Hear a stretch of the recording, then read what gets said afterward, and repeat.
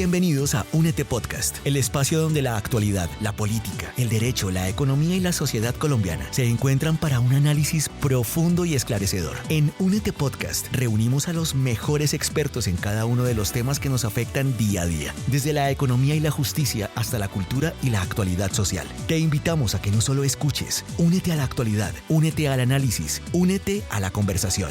Esto es Únete Podcast. Únete Podcast.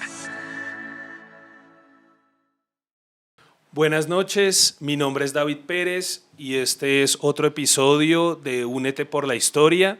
El día de hoy, otra vez, tenemos la gracia de traer al padre Abner Cortés, un sacerdote estudioso en filosofía, teología, además de esto, políglota. Buenas noches, padre. Buenas noches, David, muchas gracias de nuevo por esta invitación. Padre, esta es su casa, me alegra mucho volverlo a ver y muy rápidamente quisiera preguntarle cómo, digamos, una persona tan joven, porque tengo entendido que hay personas que ingresan a los seminarios desde los 18, 19, incluso en tiempos anteriores, los niños, 12, 13, 14 años, entraban al sacerdocio, pero propiamente usted, de nuevo recalco, un hombre joven, ¿cómo decidió entonces tomar los hábitos, dejar todo atrás, familia, carrera, etcétera, y dedicarse al sacerdocio? Bueno, pues es un llamado de Dios, la vocación es un llamado de Dios. Bueno, tuve la gracia pues de nacer en una familia católica, desde pequeño pues nos inculcaron la fe, estudié en un colegio católico y de hecho de pequeño quería ser sacerdote, siempre me gustó, ¿no?, el tema de todos estos temas, pero bueno, fui creciendo, ya después dejé un poco de lado la idea, no dejé de ser católico, pero sí, bueno, seguí participando en la parroquia, estuve en un grupo juvenil y entré a la universidad. Al mismo tiempo que entré en la universidad, más o menos también conocí el Instituto El Buen Pastor. Es su casa, mi congregación, comunidad, por decirlo de alguna manera. Sí, yo pertenezco. En el 2011, hace 14 años. Pero yo estaba en la universidad también, pero comencé a frecuentar primero por curiosidad y luego me fue llamando más la atención y más hasta que, bueno, ya empecé a ir prácticamente todos los domingos. Terminé la universidad. ¿Qué estudió usted, padre? Yo soy contador. O sea, encima. Sí, hice una especialización también y bueno, al mismo tiempo como que me volvió a surgir ese llamado, ¿no?, esta idea. Entonces, pues bueno, tenía mi director espiritual que me fue aconsejando y ya en el 2017, pues sí, estaba trabajando también porque trabajé unos 3 años. Pues bueno, decidí pues de entrar al seminario. El seminario pues está en Francia, entonces allá pasé 6 años hasta mi ordenación sacerdotal, pues que fue en el 2023, hace año y medio. Interesantísimo, padre. La verdad es una gracia y lo felicito pues primero por esa vocación de guiar las almas, sobre todo en estos tiempos tan difíciles que se están viviendo, ¿no?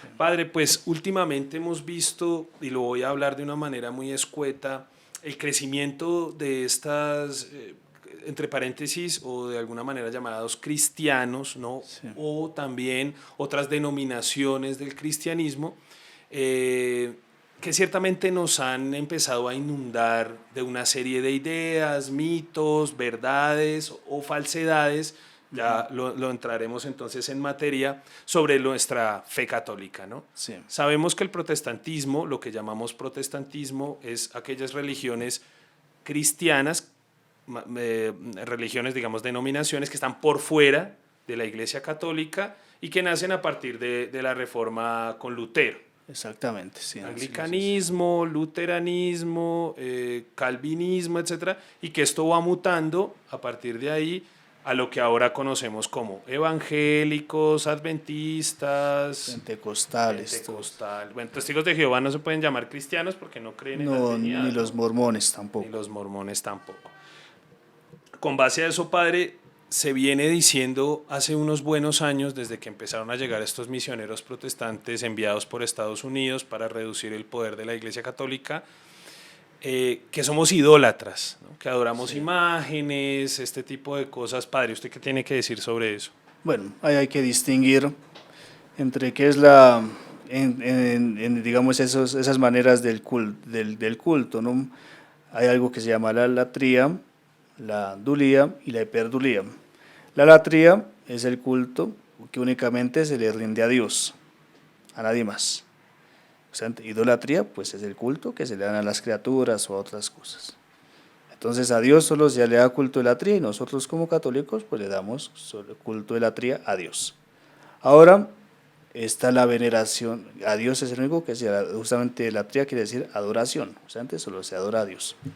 Ahora está la dulía, perdón, que es la veneración, el culto que se le da a los santos. ¿Por qué? Porque fueron pues llevar una vida virtuosa aquí en la tierra y nos ayudan pues a imitarlos. Entonces, pero no es adoración, sino veneración.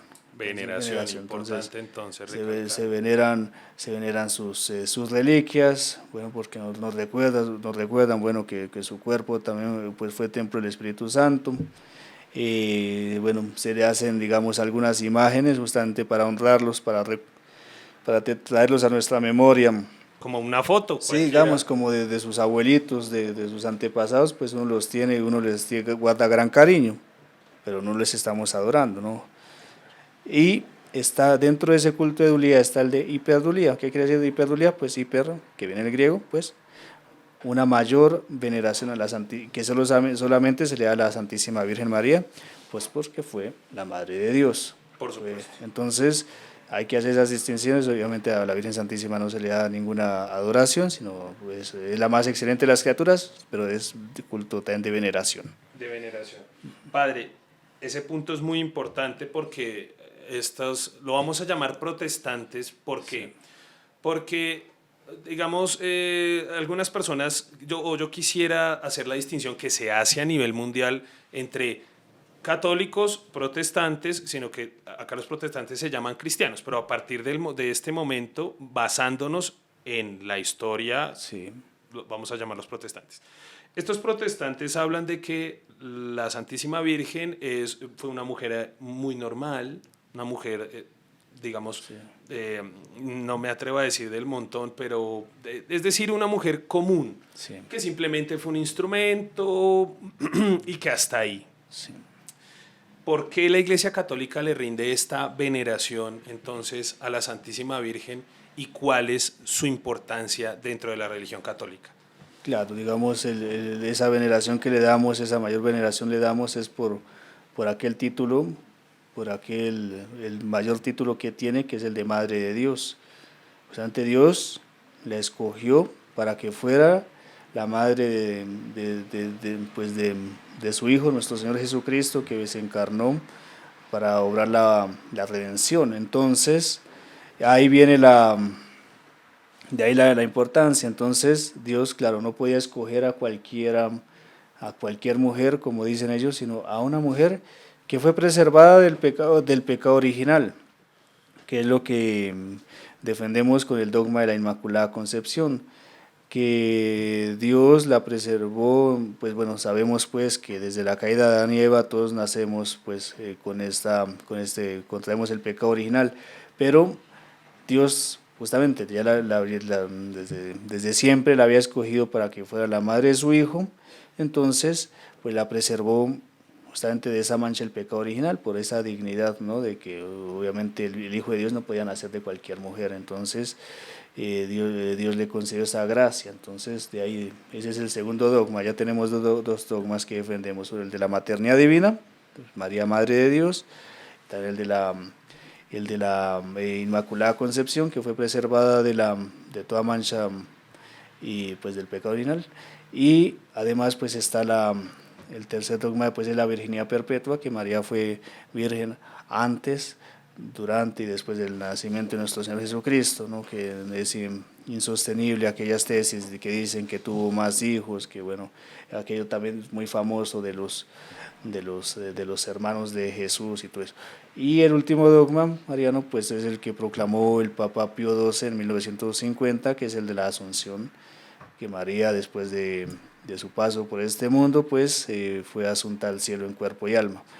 Bueno, ¿qué quiere decir estos dogmas? ¿Qué quiere decir que se haya definido hace 75 años? No quiere decir que hasta antes se creía lo contrario, ¿no? Que un día el Papa se despertó y dijo, no, voy a proclamar este dogma, no, sino justamente es algo que la Iglesia siempre había creído desde los primeros siglos, sino que bueno, hasta 1950 pues podían haber tesis que digamos pudiesen defender lo contrario, pero ya al ser declarado como dogma junto con los otros 3 dogmas pues nos debemos pues someter, tener asentir con nuestra fe pues que no podemos dudar de esto.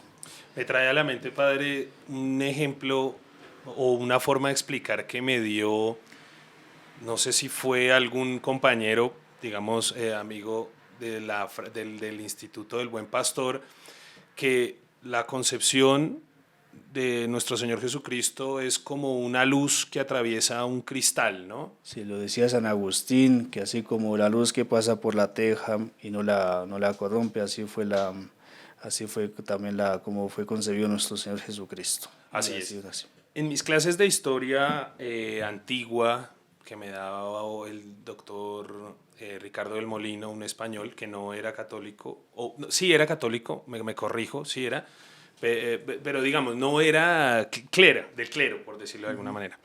Me decía que históricamente, bajo fuentes históricas, la Virgen tenía un origen también noble, ¿no? Sí. Ahí que supiera leer y este tipo de cosas, ¿no? Incluso el nombre de María, se han buscado varias, como la etimología, el nombre María, y uno es el de señora, justamente, de gran señora. Entonces, justamente como reina, ¿no?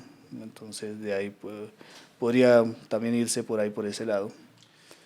Entiendo, padre. Bueno, esto es sumamente importante, junto con que varios versículos de la Biblia acompañan la dignidad de la Santísima Virgen, ¿no? Sí, ya está este famoso pasaje del Génesis 3:15, que le llamamos el protoevangelio. ¿Por qué? Porque es el primer anuncio de esa buena nueva, ¿no? De que la mujer aplastará la cabeza de la serpiente. Entonces vemos ahí ya ese primer anuncio y bueno, a lo largo del Antiguo Testamento vemos también como hay varias figuras, ¿no? Como creo que es en Ezequiel que habla el cantante de los cantares, no me acuerdo bien, de este jardín, de esta puerta del jardín por la que solo Dios va a entrar, bueno, y que después nadie más, y bueno, distintos pasajes del libro de la sabiduría que se atribuyen a la Santísima Virgen. Sin olvidar la visitación, bendita eres y la anunciación, Ave María, Dios, llena de gracia, ¿no? Que de hecho en algunas Biblias protestantes modifican ese pasaje, pero la palabra en griego en el que fue escrito el Evangelio habla muy bien de llena de gracia, ¿no? Que tiene la plenitud de la gracia, que justamente no es como cualquier otra mujer. Claro que sí.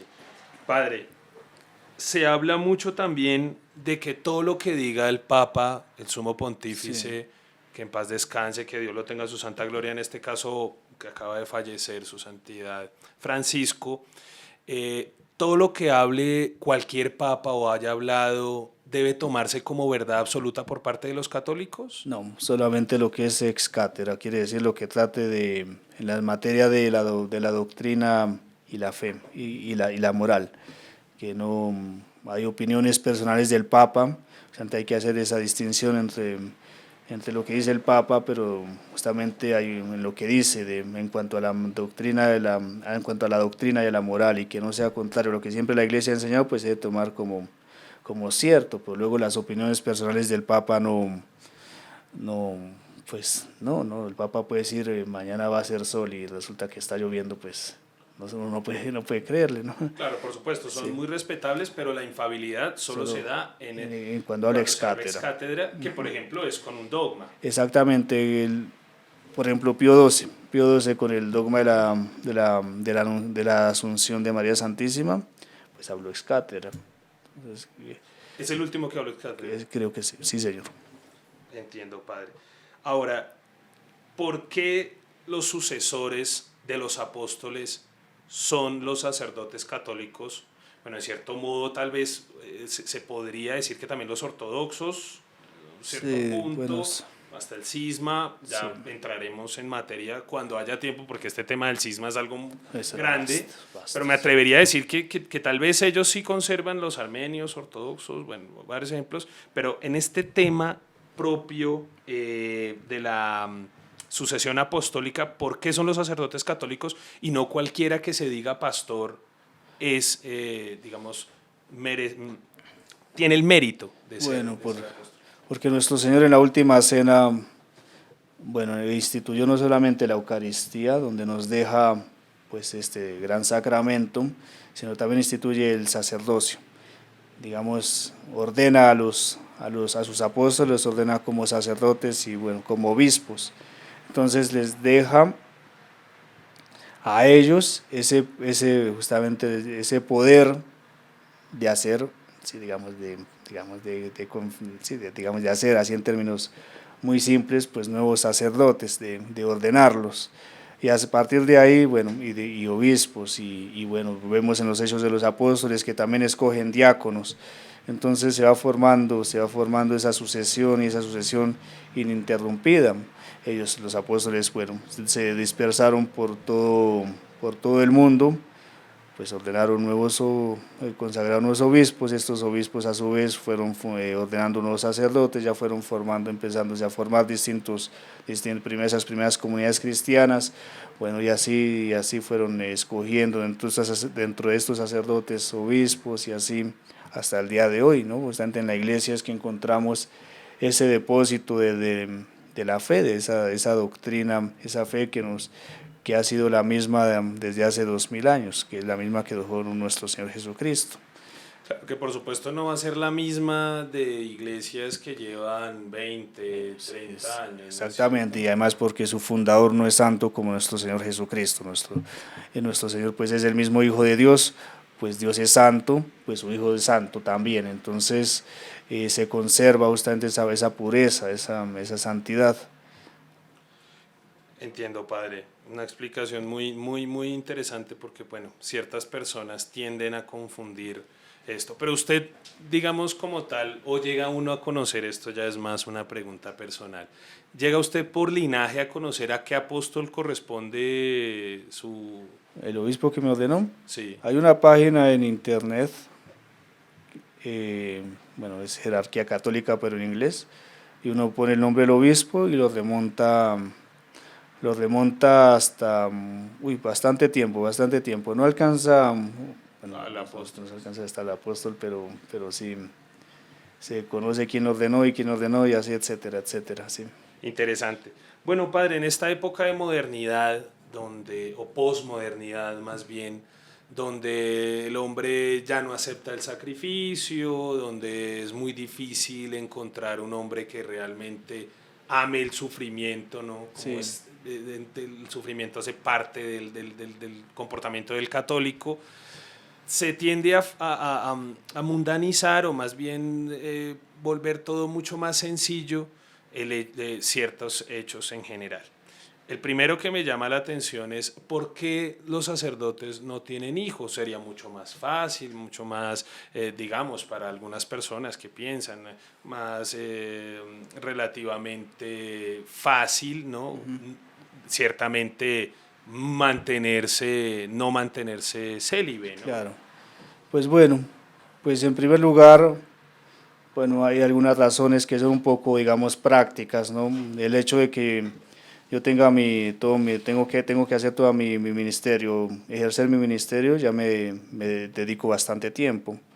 Tengo varias obligaciones como sacerdote, el oficio divino, celebrar la misa, bueno, habrá gente que de administrar los sacramentos, pues uno ya se le va parte del día.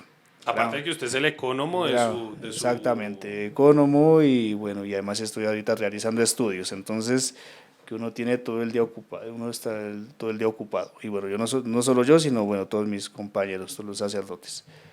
Eso por un lado.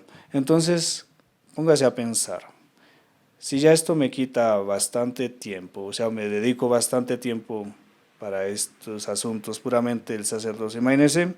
Además, si yo tuviese una familia, además, imagínese que yo tenga, bueno, que diga la misa, digamos, a las 7 de la noche y tenga que llegar a dedicar el tiempo para estar con mi esposa, estar con mis hijos y, bueno, y además, bueno, los primeros años de los hijos, bueno, que necesitan ese acompañamiento, esa paternidad, ese acompañamiento desde el papá ahí, pues no voy a tener tiempo ni para dormir, ¿no? Claro. Y además, bueno, es que no eso se va a hacer a cabalidad la formación. Exactamente, no puedo cumplir mis deberes de Estado o bien como papá o bien como sacerdote, ¿no? O sea, no, habrá algún momento en que estaré ya cansado, estaré rendido, estaré... Sí, no se puede servir precisamente a los señores. Exactamente. Y además, bueno, ya hablando más teológicamente, nuestro Señor era célibe. Nuestro Señor nunca se casó, nunca tuvo hijos. Y dice, cuando llama a sus apóstoles, que por ejemplo en el caso de Mateo o de los hijos de Zebedeo, de Andrés, de Juan y Santiago, que dice el Evangelio que les llama y dejan todo, dejan a su papá, dejan su oficio, dejan todas sus labores para seguir exclusivamente al Señor. San Pedro estaba casado. San Pedro estaba casado y bueno, tenía a su suegra y bueno, también no dicen nunca, los evangelios la nombran a su mujer ni quizás a sus hijos, sino también dejó todo por seguir a nuestro Señor. Entonces yo, bueno, quizás no con el ánimo de criticar, pero bueno, aquellas personas que plantean que porque el matrimonio para los sacerdotes, pues creerían, pues de verdad que no están, uno pues no puede asegurarlo, de su día a día. No puedo asegurarlo, pero creería entonces que no ejercen bien su ministerio, porque para que tengan tanto tiempo libre, pues...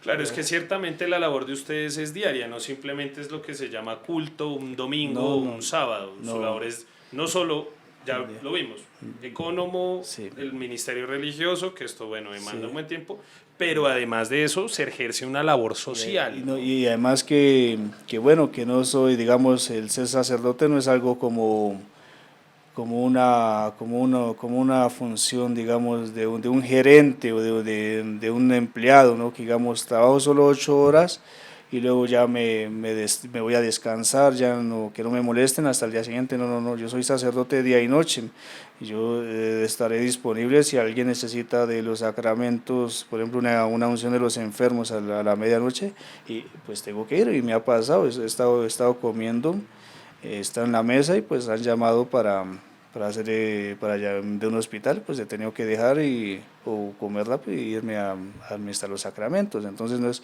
una función que acaba a las 6 de la tarde y comienza a las 8 de la mañana, no, es todo el día, es todos los días. Trabajo de tiempo completo. Exactamente, sí. Y eso sin olvidar, digamos, la labor acá en la ciudad, pero por ejemplo un sacerdote que además de eso, como se vio a través de la historia, que tenía que además cuidar el sembrado, tenía que administrar los sacramentos, sí, tenía que construir su iglesia, administrar, buscar recursos. Claro. Bueno, esto es un mundo que a veces, incluyéndome, me atrevo a decir, se atreve uno a pensar, bueno, pero ¿qué hace? No, o sea, estos son unas labores larguísimas, sí, ¿no? Señor, y una formación permanente. Claro, y digamos, bueno, algunos también que pues hoy en día incluso están aquí en las ciudades que no tienen, digamos, no tienen una señora que, digamos, les cocine, que les haga las labores de limpieza, pues les toca a los mismos sacerdotes. Claro. Claro, así, sí, claro, porque resulta pues ahí sí un salario más, bueno, destinar más recursos para pagar. Entonces hay veces que muchas veces las parroquias o las iglesias, las casas no tienen, pues entonces les toca a los mismos sacerdotes dedicarse a estas labores también propias del hogar. Claro, claro, claro. Incluso mercado, bueno, Sí. todo este tipo de cosas. Ya vemos que Fray Escoba, o como lo conocemos entonces, Santo de San Martín. San Martín de Porres, tenía su escoba y se le ve Sí. práctico entonces en este sentido. Padre, siempre que yo discuto de una manera muy amable, ¿no? También respetuosa, porque tengo muchos amigos protestantes, se remiten únicamente a la Biblia y a repasarla o a, digamos, recordarla versículo a versículo, palabra a palabra, para poder sustentar entonces del por qué ser parte de estas congregaciones, digamos, entonces también cristianas, ciertamente. Sí. ¿Por qué, padre, no está del todo cierto que seamos bibliocéntricos? Bueno, porque la revelación, perdón, tiene dos fuentes. Está la tradición, que es anterior, y la Santa Escritura, lo que es la Biblia. La tradición, pues bueno, la Santa Escritura, pues son aquellos libros que fueron escritos, etcétera, que es el compendio, que fue la Iglesia Católica, que recopiló pues estos textos, que determinó cuáles eran canónicos y cuáles eran apócrifos. San Damaso. San Damaso, sí. Y está la tradición, pues que ha sido estas enseñanzas que se han transmitido de manera oral, están en las enseñanzas de los padres de la Iglesia. Y pues vemos que al menos en el Nuevo Testamento, los primeros al menos 30 años, o más o menos 25 años, vemos que no había Biblia, o sea, que no había Nuevo Testamento, porque el Evangelio el primer Evangelio fue escrito hacia el año 55. Las epístolas, las cartas de San Pablo y las cartas católicas fueron escritas también en los años 50, 60 del primer siglo. Entonces no había Biblia. Y lo dice también San Juan en el capítulo 21, y que muchas cosas en el Evangelio dice también que muchas cosas que hizo nuestro Señor Jesucristo no están escritas ahí, porque si se escribiesen, dice, no alcanzarían los libros para recopilar todo lo que hizo nuestro Señor Jesucristo. Entonces todo lo que está en la Biblia pues es apenas una partecita. Entonces uno también debe apoyarse también en lo que nos enseña la tradición, lo que nos han enseñado pues está en el magisterio de los papas a través de los siglos. Y bueno, entonces de ahí digamos que es como una mesa coja si uno solo se apoya en lo que es la Santa Escritura. Claro, es que, digamos, no es una tradición poca, 2000 años, ¿no? Exactamente, claro. Sí, ciertamente me parece que en comparación con estas que son nuevas, sí. no tiene punto de comparación. Y además que me atrevo a decir, no hay una continuidad en el magisterio de estas personas, no hay un hilo conductor que pueda llegar desde esta época de nuestro Señor Jesucristo hasta el momento, como sí tienen ustedes. Claro, y además como ellos dicen, defienden la libre interpretación de la Biblia, entonces cada uno tiene su opinión, que no que este dijo esto y aquel dijo lo otro, pero no hay esa unidad justamente que está en la Iglesia Católica, que tenemos esa unidad de doctrina. Entonces son cosas así muy aisladas, son como distintas cosas que no tienen ni fundamento muchas veces. Así es. Digamos, la religión es la búsqueda de la verdad, ¿no? Para decirlo de una manera escueta. Pero ¿cómo encontrar la verdad si hay miles de interpretaciones a diferencia de la Iglesia? Sí, digamos, nuestro Señor pues ha dado, digamos, 4 notas, que son 4 características de lo que es la verdadera Iglesia, que es una, santa, católica y apostólica. Eso está en la Biblia. Entonces, si nos ponemos a ver cuál es esa verdadera religión que tiene esas 4 notas, pues vamos a llegar a la conclusión que es la Iglesia Católica, que como ya lo hemos dicho, bueno, tiene esa unidad de pensamiento, es santa porque su fundador es santo, es católica, que quiere decir universal, que ha estado está en todo el mundo y es apostólica, bueno, porque también viene de los apóstoles. Mientras que, bueno, están las otras congregaciones, denominaciones, bueno, que son fundadas por un hombre cualquiera, bueno, muchas veces que un día tuvieron esa idea de hacer eso.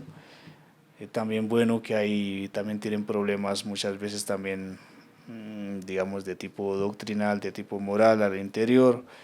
Entonces no son santos, bueno, no son católicos, bueno, porque están apenas en un país o en algunos, pero no en muchos. Y bueno, no, evidentemente que no viene de su pensamiento, no viene de los apóstoles. Evidentemente. Padre, o sea, lo universal de la iglesia me parece muy importante recalcarlo porque, bueno, nuestro Señor dice, por sus frutos los conoceréis. Sí. Y actualmente vemos que el luteranismo, el calvinismo y el anglicanismo, que son las primeras tres ramas del protestantismo que nacen a partir de la reforma de Lutero, están por extinguirse a hoy 2025. Sí. Solo en Inglaterra, padre, acaba de salir una noticia que ya hay más católicos otra vez que protestantes, que anglicanos, que los anglicanos son menos del 5%, a pesar de que tienen una monarquía que los intenta sustentar, o lo mismo pasa en Suecia, bueno, etcétera, ¿no? Pues vemos, como usted lo dice, ¿no? O sea, ellos también quizás quisieron asemejarse en algo como una imitación del catolicismo, pero bueno, vemos que empezaron a admitir todos estos temas por ejemplo, de ideología de género, que el admitir que el divorcio, como en el caso de Inglaterra, o bueno, admitir también mujeres como sacerdotes, por decirlo así. Pues claro, ya vemos que es algo que como que no es algo muy sólido, no está fundamentado en bases sólidas, pues claro, la gente empieza se va volviendo ahí como cualquier otra organización que ya no tiene ni sentido, ¿no? Entonces justamente no tienen ni esa religión, esa noción de religión, ¿no? Que es esa unión con Dios, ¿no? Y si Dios es perfectísimo, que Dios es alguien que siempre busca el bien, pues cómo es posible que pues bueno, que se admitan estas cosas que no son propias ni de los mandamientos de la ley de Dios. Padre, para afinar, dos últimos puntos. El primero, ¿por qué no puede haber mujeres sacerdotes? Y en el último, yo quisiera que hiciéramos un compendio, que va a ser imposible hacerlo en 20 minutos, en una hora, en 10 años, de la obra social de la iglesia. Pero bueno, primero, ¿por qué no pueden ser las mujeres sacerdotes? Bueno, lo volvemos a lo mismo, nuestro Señor solo escogió hombres. Escogió 12 hombres, 12 apóstoles. El que lo quiera cuestionar, que hable con él, ¿no es cierto? ¿Qué era cuestión qué? El que lo quiera cuestionar, pues que sí, le pregunte a él. Sí. Sí, entonces eso en primer lugar, ¿no? Y además no es que sea, pues, digamos, discriminatorio, ¿no? Hay un pasaje en San Lucas que habla de las mujeres que acompañaron a nuestro Señor, pero obviamente no tenían esa función, pues, que tenían los apóstoles y, pues, así siempre es lo que defendió la Iglesia. Incluso el Papa Juan Pablo II hace 30 años sacó un documento, pues, volviendo a ratificar que no, la Iglesia no se puede admitir el sacerdocio femenino. Y el papel de la mujer ha sido esencial, sí, desde la Santísima Virgen hasta hoy. Exactamente, no es nada discriminatorio ni nada, sino cada persona en su lugar, ¿no? Como corresponde. Entonces, ¿a cuántas santas también ha habido? Doctoras de la Iglesia. Y madres de familia, reinas religiosas que pues bueno, que han llevado una vida santa y nunca quisieron así rebelarse ni nada de eso, ¿no? Ante el orden, claro, así es. Padre, ¿cuál es la obra social que a usted le parece más importante? En mi opinión, me parece que la educación desde la niñez, que ha sido formada desde nuestros abuelos y ancestros, en realidad, sí, fueron educados pues por sacerdotes católicos en sus escuelas, ¿no? A pesar de muchos ataques de los gobiernos liberales, como acá en Colombia, que en las leyes de desamortización se intentó destruir la educación religiosa, pero que hasta el momento siempre prevalece, ¿no? Vemos instituciones gigantescas como la Javeriana, la Santo Tomás, etcétera. Esa es mi opinión, pero ¿cuál es la suya, padre? Yo creería también pues sí, todas esas obras de caridad, bueno, está la formación, pero también está toda la caridad que han hecho con los hospitales. Los hospitales, toda esa ayuda a los el más... San Juan de Dios acá. Sí, exactamente. Ejemplo, Sí. Y bueno, sí, la formación, ¿no? La educación, las universidades pues son herencia de la cristiandad, ¿no? Las universidades que empezaron en Europa, pues en realidad son hartísimas las obras sociales que ha hecho la Iglesia, ¿no? Y que orfanatos. La sociedad pues se fundó gracias a todo ese bien que hizo la Iglesia Católica, ¿no? Justamente en vivir en transmitir esa caridad, el mensaje del Evangelio pues a las demás personas. Entonces, digamos, todas son importantes, todo, pero sí, claro, sobre todo la educación y esas obras de caridad, esa atención a los más desfavorecidos. Siempre lo que hagan con ellos lo harán, Sí. lo parafraseo. Claro, como dice nuestro Señor, si lo hiciste con alguno de estos, lo habéis hecho conmigo. Entonces, Y ciertamente es la religión con más labor social actualmente, claro, a nivel mundial. exacto. Padre, muchísimas gracias Mucho gusto. por de nuevo estar acá. Quisiera reiterarle que esta es su casa. Únete por la historia de Únete por Colombia. Y para finalizar quisiera 1 o 2 minuticos antes de que se nos acabe el tiempo. ¿Por qué ser o por qué seguir siendo católicos? Bueno, porque es ese medio que nos ha dejado nuestro Señor, el mismo pues, Hijo de Dios, para alcanzar nuestro fin, que es la visión beatífica, el ser santos. Entonces, en donde encontramos todos esos medios de santidad, en donde encontramos pues ese camino cierto, pues en la Iglesia Católica, en la verdadera religión, en la religión fundada por nuestro Señor, que nos dejó en sus apóstoles y en sus sucesores esa fe, sus enseñanzas. Entonces, digamos, ¿qué más seguridad que para llegar al cielo, sino en aquella religión pues que Él nos ha dejado? Que conserva estas puras conserva, enseñanzas que nos sí. dejó nuestro Señor. Y a todos ustedes, entonces, muchísimas gracias. No olviden, por favor, suscribirse al canal, darle like y un comentario de qué les parece, entonces, la charla que nos brindó el Padre Abner. Muchas gracias. Muchas Padre. gracias, David. Bienvenidos a Únete Podcast, el espacio donde la actualidad, la política, el derecho, la economía y la sociedad colombiana se encuentran para un análisis profundo y esclarecedor. En Únete Podcast reunimos a los mejores expertos en cada uno de los temas que nos afectan día a día, desde la economía y la justicia hasta la cultura y la actualidad social. Te invitamos a que no solo escuches, únete a la actualidad, únete al análisis, únete a la conversación. Esto es Únete Podcast. Únete Podcast.